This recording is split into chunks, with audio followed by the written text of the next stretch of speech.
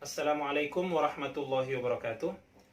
Kembali lagi bersama kami dalam pelajaran-pelajaran Nahwu dan Shorof praktis. Silahkan ambil faidah dan selamat menyaksikan. Alhamdulillah wassalatu wassalamu ala rasulillah. Pemirsa yang dimuliakan oleh Allah subhanahu wa ta'ala, hal yang mendasar di dalam pelajaran Nahwu dan Shorof, salah satunya adalah kita bisa membedakan antara al-ismu dengan al-fi'lu.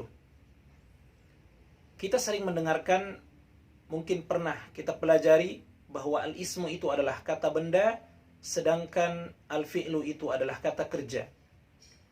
Tapi ketika kita menelaah, mendalami lebih jauh tentang makna daripada al-ismu itu, maka ternyata maknanya sangat luas di dalam bahasa Arab.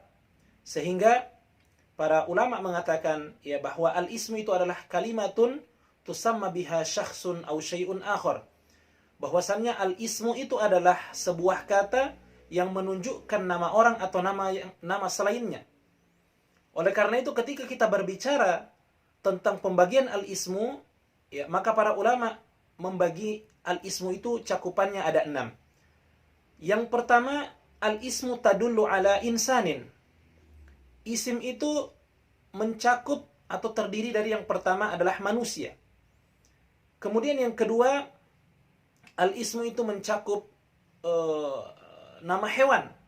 Ya, tadi nama manusia, nama hewan, kemudian hayawan, kemudian nabat, ya, atau tumbuh-tumbuhan, kemudian jamadin, ya, benda mati, kemudian wasfin, kata sifat, dan kemudian yang terakhir adalah ma'nan atau masdar dari sebuah fi'il. Pemirsa yang dimuliakan oleh Allah Subhanahu wa taala. Maka dari sini kita bisa simpulkan bahwa yang namanya al-ismu itu adalah bukan hanya kata benda, tapi mencakup 6 poin yang kita sebutkan tadi. Yang pertama, mencakup nama orang. Maka Muhammadun atau Fatimah ini adalah isim karena nama orang. Kemudian misalnya yang kedua, misalnya Qittun atau kucing, Jamalun atau onta, masuk juga disebut dengan ismun. Kemudian tumbuh-tumbuhan misalnya tomatim atau tomat, ya, kemudian khiyarun, ya, mentimun, maka ini juga disebut dengan isim. Kemudian benda mati misalnya bustanun atau hadiqatun atau jabalun, ya, semua ini masuk ismun. Kemudian wasfun, kata sifat, seperti soghirun, kabirun, kecil, besar, dan seterusnya. Kemudian ma'nan, yakni masdar, seperti nasyatun wa amalun. Pemirsa yang dimuliakan oleh Allah Subhanahu wa ta'ala, satu pelajaran juga kita ambil dari al-ismu ini bahwa al-ismu tidak terkait dengan yang namanya waktu. Tidak ada hubungannya dengan waktu.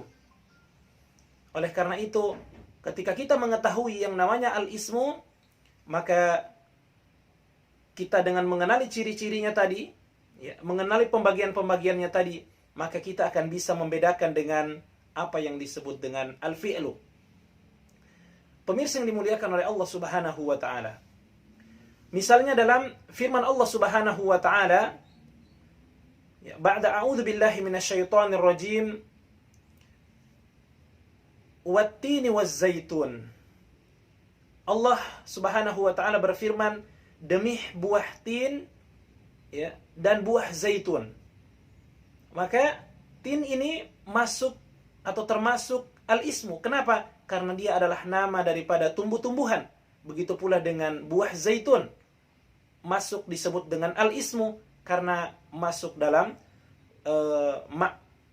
nama dari tumbuh-tumbuhan. Pemirsa yang dimuliakan oleh Allah Subhanahu wa ta'ala, semoga Allah Subhanahu wa ta'ala mudahkan kita dalam belajar bahasa yang mulia ini.